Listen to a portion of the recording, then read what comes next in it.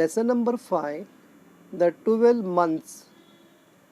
Once upon a time, in a far away country, there lived a mother who had two daughters.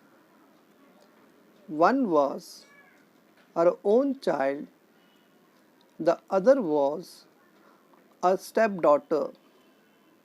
She was very fond of her own daughter, but she hated her stepdaughter. The, the only reason was that Markla, the stepdaughter, was prettier than her own daughter Olena. The gentle-hearted Markla did not know how beautiful she was, and so she could never make out why her mother was always so cross with her. Markla had to do all the housework, tidying up the cottage, cooking, washing, spinning, weaving, and sewing. She liked work and she did it all without a word of complaint, while Olena spent the time adorning herself and lazing about. Even then, Olena and her mother scolded and rated and abused Markala every day. They envied her so much that one day they decided to throw her out in the freezing cold to get rid of her. Go, Markla, and get me some violets from the forest. I want to wear them and to smell them, said Olena. But, my dear sister, it is impossible to find violets in the snow, said poor Markala. How dare you argue when I tell you to do something? Off you go at once, and if you don't bring me violets from the forest, I'll kill you, said Olena threateningly. The stepmother caught hold of Markala, turned her out of the door, and slammed it to after her. Markla went into the forest, weeping bitterly. The snow lay deep, and there wasn't a human footprint to be seen. Markla wandered about for a long time, tortured by hunger and trembling with cold. At last, she saw a light in the distance. She went towards the glow which came from the top of a mountain. A big fire was burning there, and round the fire were 12 stones with 12 men sitting on them. Three of them had snow white, snow white braids, three were not so old, and three were still younger.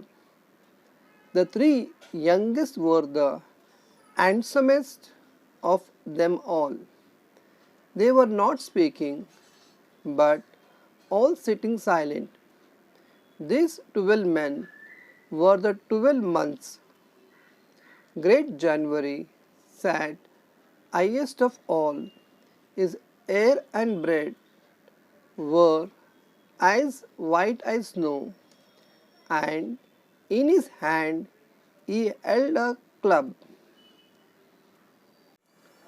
Markla was frightened.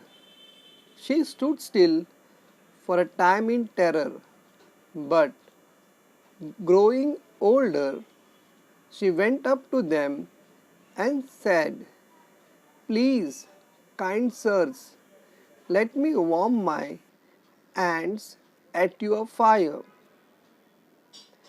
Great January nodded and asked her, "Why have you come here, my dear little girl? What are you looking for?" "I am looking for violets," answered Markala. "This is no time to be looking for violets, for everything is covered with snow," answered Great January. "Yes, I know, but my sister Olena and my stepmother said that I must bring them some violets from the forest. If I don't bring them, they'll kill me. Tell me, fathers, please tell me where I can find them." Great January stood up and went to one of the younger months. It was March, and giving him the club, he said, "Brother, take the high seat."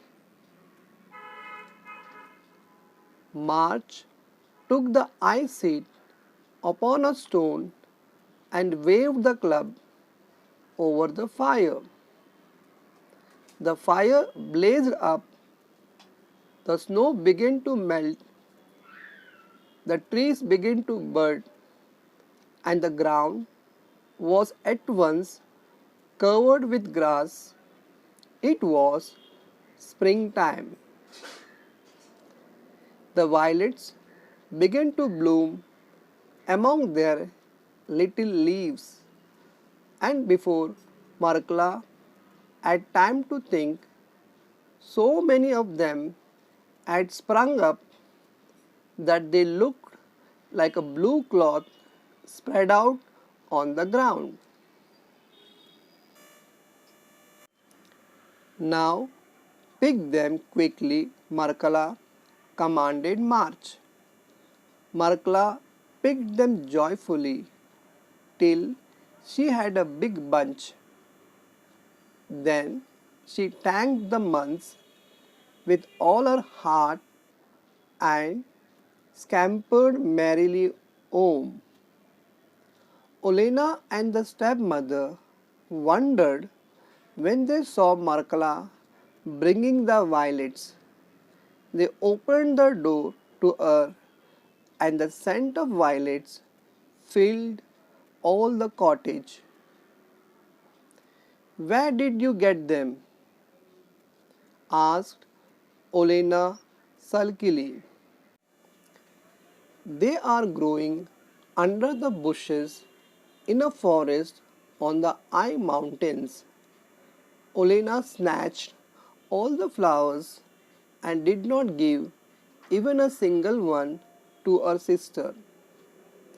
The next day she called to her sister and said, "Go, Markala, and get me some strawberries from the forest."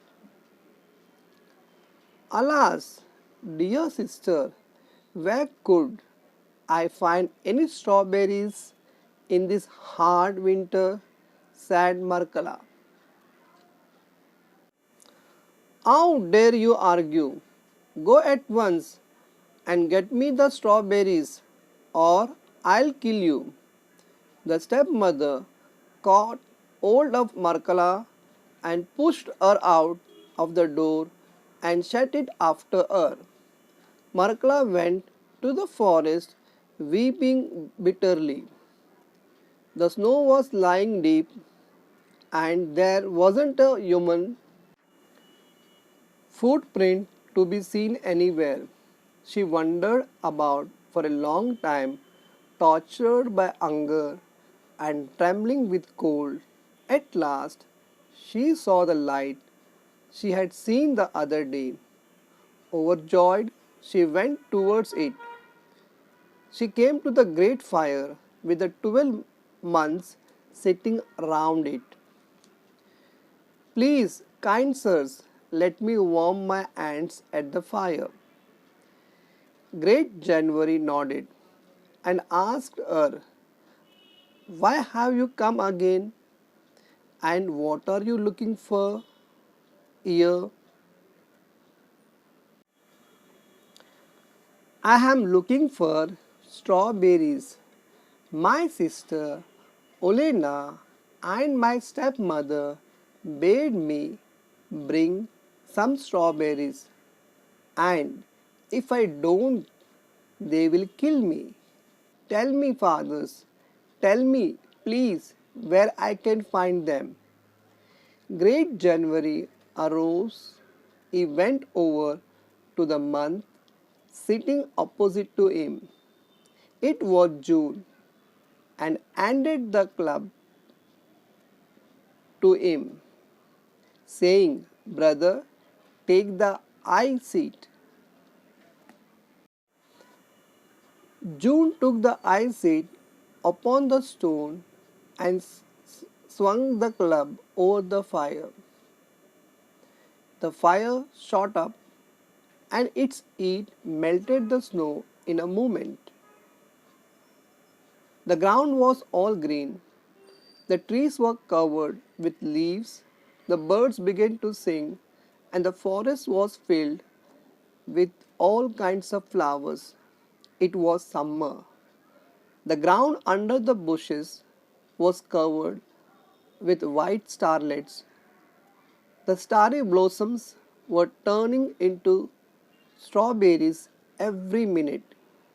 They ripened at once, and before Markala had time to think, there were so many of them that it looked as though a red carpet had been spread on the ground. Pick them at once, Markala commanded June. Markala picked them joyfully till she had filled her apron full.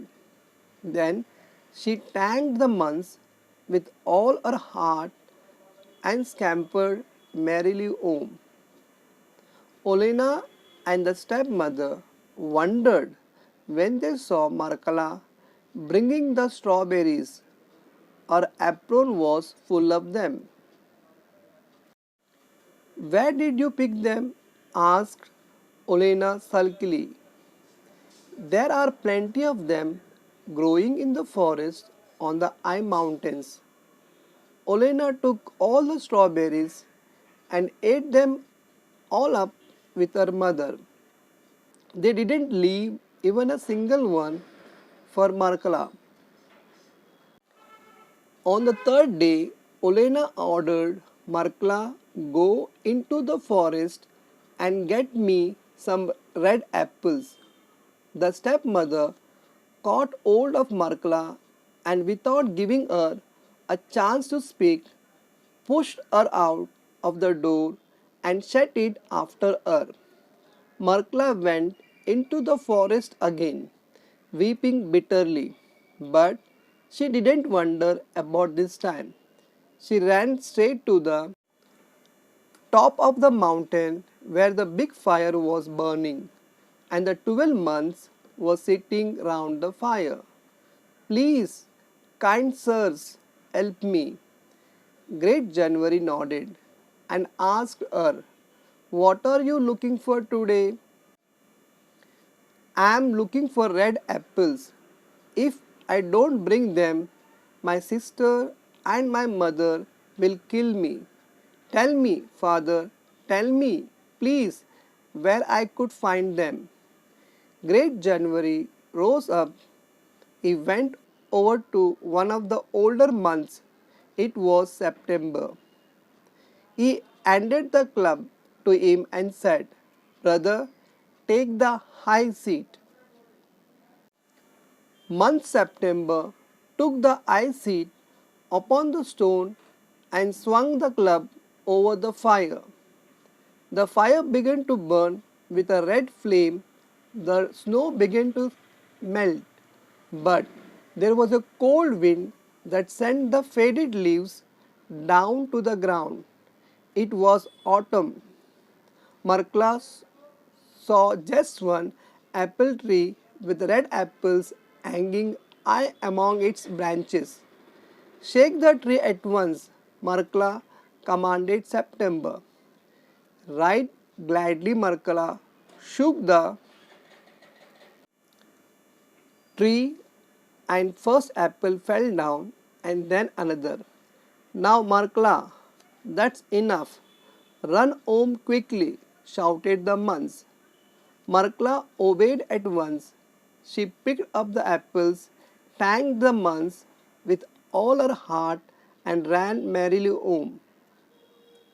Olena and the stepmother wondered when they saw Markla bringing the two apples. Where did you get them? Asked Olena. I found them in the forest on the high mountain. And why didn't you bring more? Or did you eat them on the way home? Said Olena harshly. Alas, dear sister, alas, sister dear, I haven't even tasted them. I shook the tree twice. Two apples fell down, and they wouldn't let me shake the tree again. They shouted to me to go straight home, protested Markla.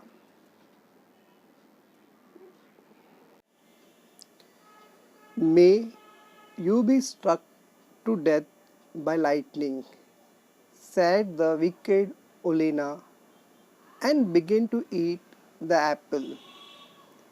It tasted so delicious that she told her mother she had never tasted anything so nice in all her life. The stepmother liked it too. When they had finished, they wanted some more. Mother, give me my fur coat. Let's go to the forest ourselves and get the apples. The ragged little wretch would eat them all up again on our way home. We'll find the place all right and I'll shake them all down, however they shout at me. Our mother agreed readily. They wrapped themselves in fur coats and shawls and off they went to the forest. The snow lay deep and they wandered about for a long time. But at last they saw the top of the mountain where the big fire was burning and the 12 months were sitting. They stepped up to the fire and stretched out their hands to warm them without asking permission or speaking one polite word. Why have you come here and what are you looking for? Asked Great January crossly. Why do you want to know, you old fool? Replied Olena angrily. It's no business of yours, said her mother. Great January frowned and swung the club over his head. The sky grew dark in a moment. The fire burned low and the snow began to fall thick, and an icy wind began to blow through the forest. Olena and her mother couldn't see one step in front of them. They tried to find their way out, but the snow fell in huge masses and soon they were lost in it. At home, Markla waited and waited, and yet Olena and her mother did not come back. When she went to search for them, she found neither her mother and sister nor the 12 months in the forest. At last, she returned home sadly. So, good Markla inherited the cottage and the land around it. She married a kind husband and they both lived happily ever after. By traditional.